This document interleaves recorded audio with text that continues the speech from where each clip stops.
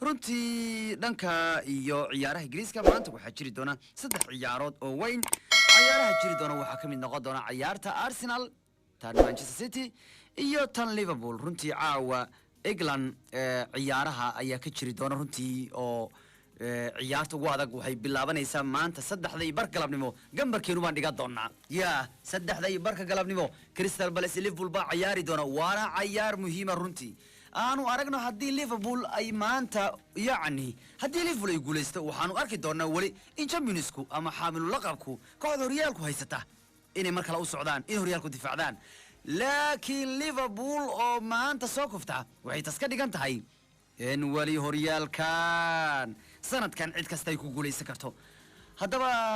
ciyaarta waxaa lagu ciyaaraya garoonka Crystal Palace 3:00 galabnimo ayaa ciyaarta taa ay bilaaban doontaa labada kooxood waynu sugnaa waxay galabtu ka sameeyaan Salbar runtii Ridis kulmada banaanka kuma fiicna ciyaantan waad ogeydeen Fulham yarisay waa kuwii ku wareeray iyagaaba laga badin rabay habeenka ka waa la yaabay haddaba Crystal Palace maanta waxaanu haysan wariyahankeeda caanka Christian Benteke oo Liverpool u ciyaari jiray halka Sako iyo Nathan Ferguson ay ciyaartan seegi doonaan balse Liverpool waxay eegi doontaa maanta xaaladda Joel Matip kaas oo baryahan u dhaawacna laakiin tababar ku soo laabtay inuu ciyaari karayo ayaa la maleynayaa balse Liverpool waxa ka maqan Van Dijk Gomez iyo Alcantara oo lagu daray Diego Jota baryaha marka qaar Jota lagu baxsan jiray Jotina waa dhaawacan marka Liverpool warar baa iska haysta sanadkan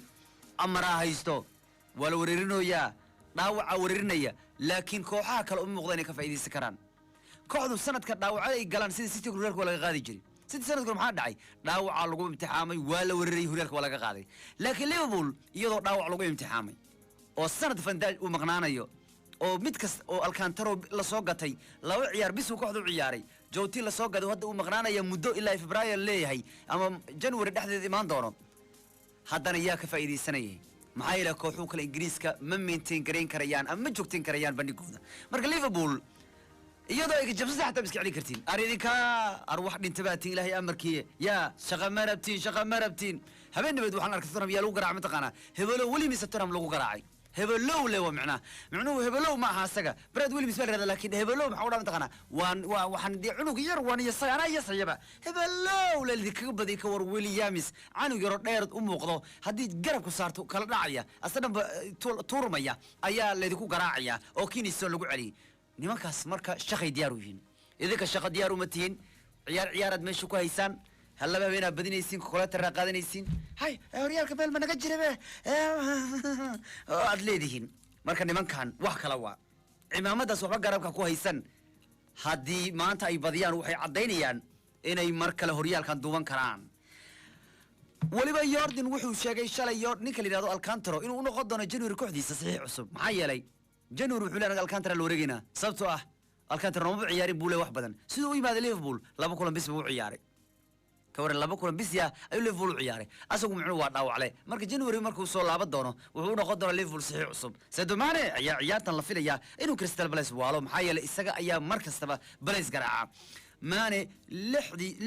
Mane wuxuu dhalinayaa gool mid kastoo kamid ah 6 ciyaar la soo dhaafay uu kuwa kan ka hor yimaaday waliba Liverpool 6 ciyaarood bay kuwa kan guulo xiriir ka gaarayaan ogoose Liverpool waa ambitin iminka 9 ciyaarood oo Premier League 5 ciyaaroodna bareejo way galeen ma 5 ciyaarood way badiyeen 4 bareejo way galeen ogow Ridis laakiin waxay awood leedahay inay ku soo badiso banaanka Liverpool kuma aynu soo badin banaanka 5 ciyaarood ee la soo dhaafay horyaalka banaanka ku soo ciyaareen sidoo kale ogow Jordi Klopp kooxdiisa hal ciyaar bis baa laga badiyay 13 ciyaar la soo dhaafay oo ay ku rimaadeen kooxu reer London 8 way badiyeen 4 bareejo way galeen mid kale la soco Liverpool 9 iyo 10 ciyaarood isku xiga ay gool ka dhalayaan Premier League Mohamed Salah baana bisha December ninka looga dambeeyo ee qatarta badan waa Salah 17 gool ayuu bishan oo kale December dhaliyay سجلنا هو عوي كولا تنعيارض برمليك وعياري بيش ديسمبر مركز ديسمبر وبلها مع مسألة حبل اللي قلبته وكلنا إذا قال الله في سين دورا رنتي بلايز ولا أميني كراه ولا هو كالصونان كراه بلا يا ماشتم كوجا هاي سها قلب هو كعيو رنتي قلبت عيار سر جنبر دقة شوي لا داعي يا رنتي عدة ولا كلين كراه قلبتها أول يقولوا كل باتي سينو عدة والله بقى يالف بقول قلبته لكن هدي بديان وهي تسكو عدين ساعة ريال كمركله إني تشامبيونز دفاع عن كريان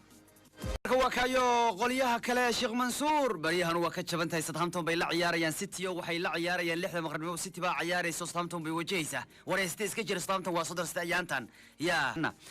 ciyaartoyga City maanta markay ciyaarayaan 6 maqribnimo waxay doonayaan inay wadada guusha ku soo laabtaan City sideedii ma ahan maalwad ilma yar yar oo ku jira yaa booska ugu hooseeya Real Greece-ka Blaze oo reer West Brom ay Brazil dhaafi waayeen marka rag waa ka talaa يا هيرو حو غاري غوارديولا علوش يغو هوريو غاري انو بهاشي يعني دقيقه لوgu darayay oo la qabsado garsoori afraad uu yiraahdo afar daqiiqo ugu yartaa aniga afar ha taagin afar ugu yartaa afar ha taagin 9 daqiiqo ku soo qabsan way wuxuu ku leeyahay afar daqiiqo taagin sidii waa ka talay ugu dhuudo runtii Southampton macalinkiida Ravi Hongold ayaa runtii doona ciyaartiisa maanta kooxdiisa ugu fiican waanu cidna ka maqnayn runtii ogow City waxa dhaawacay kaga maqan Eric Garcia sidoo kale Zinchenko halka sidoo kale Aguero la eegi doono hadduu ciyaartan maanta ciyaari karo maxay la odagu dhaawac jilibka ayuu la dhibaatoonaya wuxuu yiri maalina waan fiicanahay jilibku maalina aad buu xanuunaya Jesus oo layslaha weeriyahan weyn buu u muuqdaa layslaha wuxuu bedeli karaa Aguero laakiin uma muuqdo weeriyahan weyn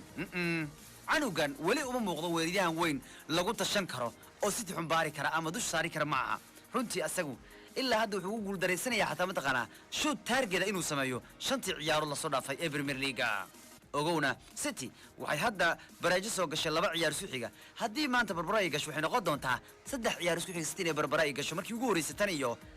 مارسو أبريل لو كنت متدودي أو سيدان أوكله صدق شير بربرا حر أيو قلان أقولنا سيد أوكله جيسوس وحلولي حل عيارات كان لبا جول بسبول لي وحنا هيستعبر نقولشوا وريان كدن ay sid shan sanayso waa ninka laba gool bis buuna maraya midda kale De Bruyne oo ku fiicnaan jiray banaanada kubaddu ka tagto banaan ka dhaliyo gool bareen wuxuu ku soo aruuray inuu rigoor dhaliyo haddaan rigoor imaanina De Bruyne wax ma dhalinayo waxa loo xilli ciyaareedkan laba rigoor bis buu dhaliyay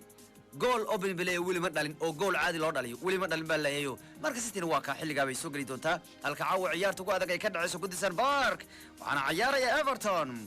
Arsenal ogow Arteta ayaa ku laabanaya Goodison Park halkaas oo 5 ilaa 6 sano uu kooxda Everton u ciyaaray uu ka ahaa ciyaaryahan weyn